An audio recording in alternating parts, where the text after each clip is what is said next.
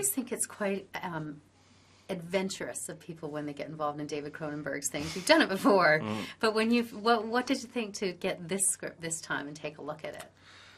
I mean, I'm always super excited. Well, I'm saying I'm always super excited. It's only happened once since Cosmopolis.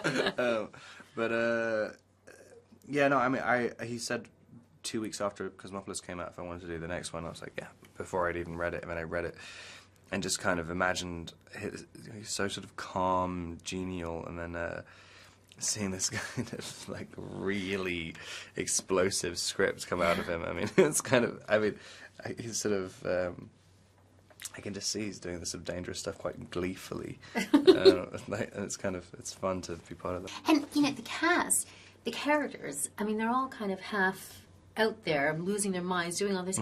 Your character, Jerome, you're kind of almost normal compared to the rest of them.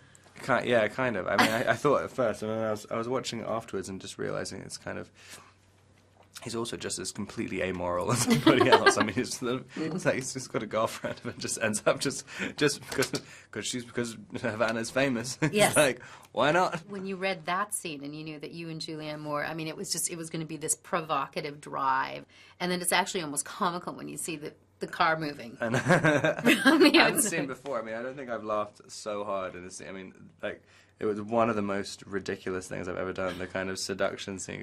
Julianne's amazing in it.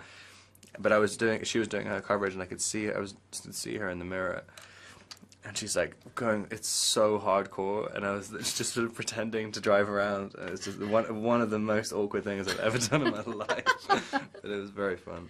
I mean, obviously it's a great cast and a super director, and just a bizarro film that takes a really almost underbellied look at Hollywood. And from what you have known about Hollywood, you know, are there similar, do you see some of that? Do you hear about some of that? It's a job where you either are or you're working with people who are unemployed like 90% of the time. And like, it's like, I mean, if you've ever lost your job or been unemployed, if you have like a normal job, it's like the most stressful thing in the world. When you're working with all these people who are not only that, but kind of quite sensitive, vulnerable people who are also unemployed constantly and have no idea what their future's going to be. I mean, that's why people go crazy. Did your family worry about you wanting to be an actor back in the day? Only when I acted like a psycho about it, like when I wasn't getting parts or whatever. I'm like, I hate it. I mean, they'd just be like, well, just quit then, do something else. I'm like, well, I don't hate it that much.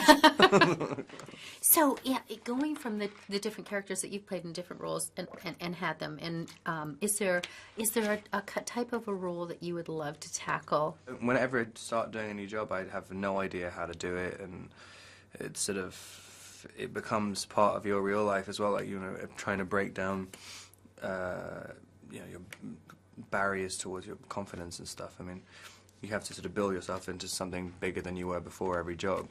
So I don't know. I mean, I don't have any particular idea about what I want to do at all.